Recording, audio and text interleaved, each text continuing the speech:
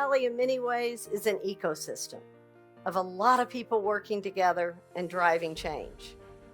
The Executive Growth Alliance started in Silicon Valley, and we intentionally selected Norway as our first location to bring this concept of collaboration and collective learning into the world.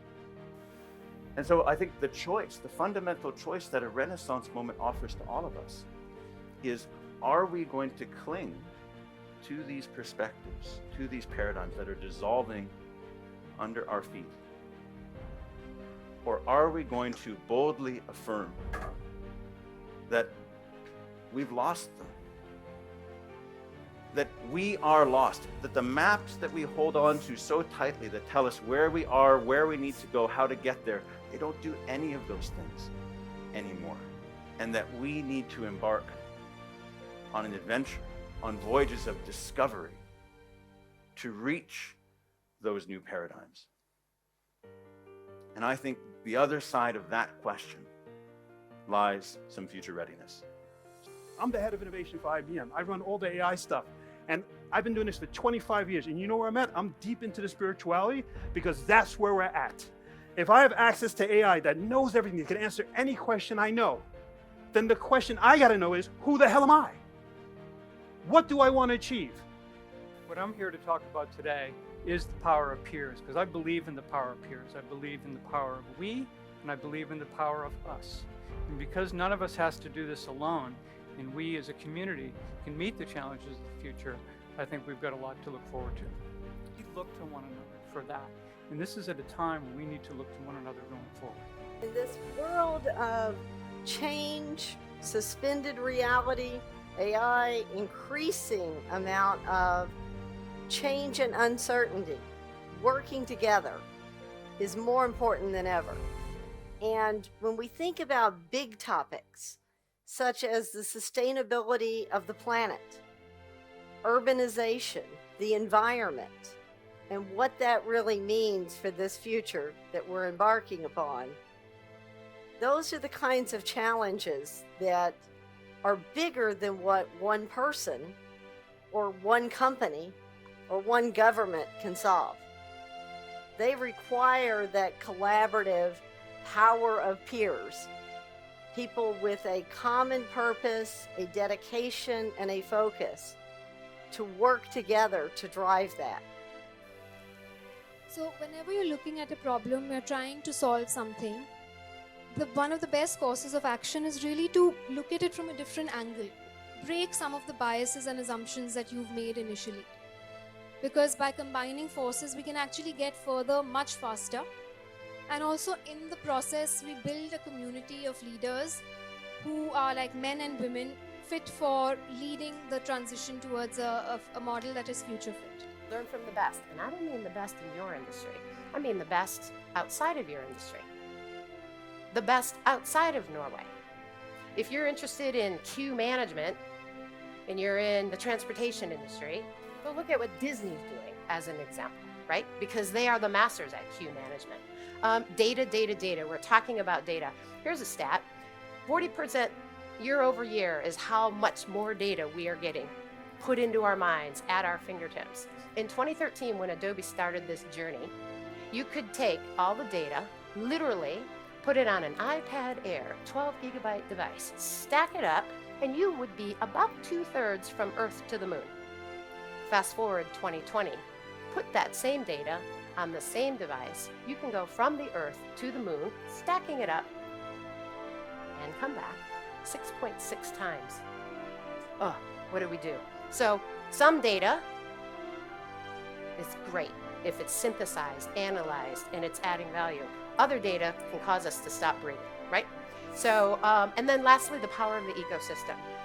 When you go home today and you say to Alexa, I need a taxi, or Alexa, order me food, and food arrives at your door, that is about an ecosystem of partnerships. A well laid out plan is never done.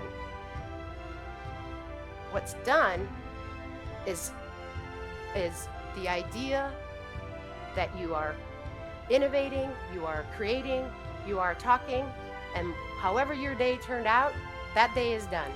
Now we're on to the next day, and it's a continuous journey. How do we innovate? How do we create, etc.? In always embracing, using creativity, taking the courage for everyone to take risks, to let go, to suspend imagination, to go have those difficult conversations with customers, and come back and share and learn from it.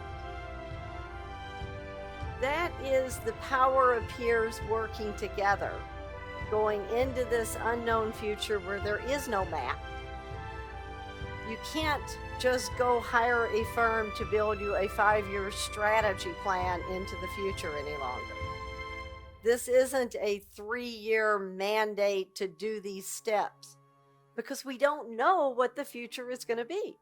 We have to suspend imagination, believe, go into our soul, be creative, brainstorm, believe we can be that astronaut, because you could be. Let go of the yes buts and the we tried it and they did it, and think of how you can actually move forward in a new way. What does it really mean to each of us to be truly ready for the future, the unknown where there is no map? What does that mean? Be who you always have been. And then innovation happens, change happens, cultural change happens. This is happening all over the world. That's how it's done. What's interesting to me, and something I read a number of years ago, is that people don't resist change, they resist being changed. And I think this is really, really true. When we think about if we were younger, we break up with our girlfriend, break up with our boyfriend or whatever, right? If we're driving that change, we're good with it. When we're the recipient of it and it's unexpected, now it's like my world has been uprooted, right?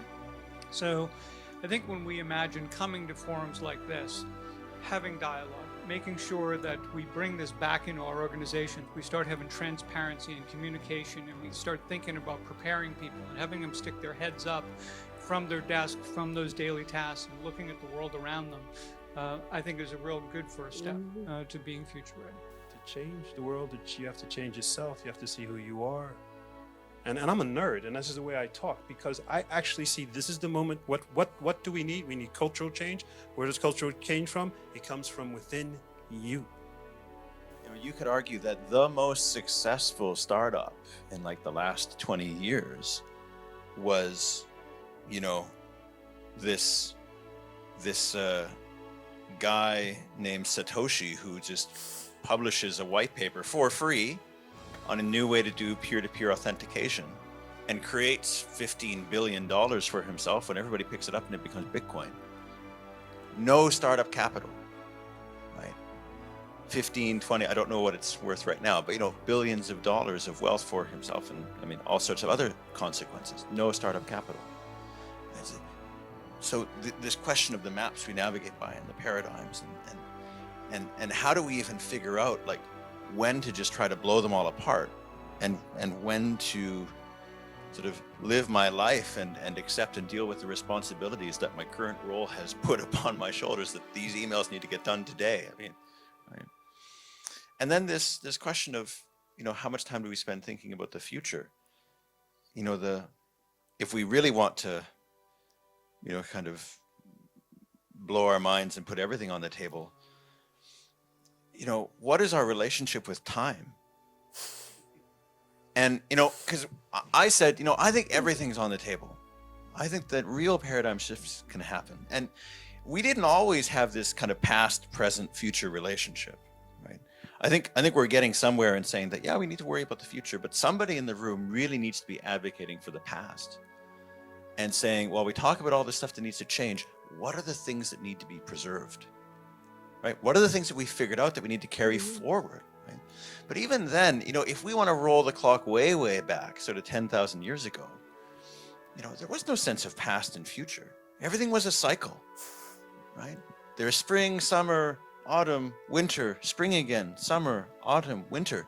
Everything was a cycle. All of our myths, all of our paradigms for how we manage society was around managing the cycle, keeping in balance with this cycle, so that, you know, our agricultural civilization is around for the next cycle of renewal and renewal and renewal, right?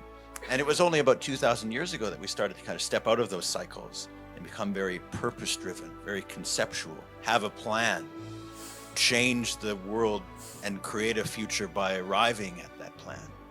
I suppose my summary would be that for me, this is sort of my joy is in a time like now where, you know, we can feel stuck by these crises that need to be solved but can't be solved, and so we are full of anxiety and fear and loss and helplessness. Or are we liberated? Are we liberated to come together in new ways because we have to sort of dissolve all past compromises and ways of doing things and explore, is there something new? That for me is what is exciting about a time like now, that there is no question that doesn't deserve to really be asked and wondered at and awed at. And it brings us together. This is amazing. So I'm going to stop there. Because if each of us, 70 people in a room together, if we each walk out and start doing something tiny tomorrow, a little bit differently, we will influence another 70 people, 140 people, 1,000 people, just by being the change we wish to see.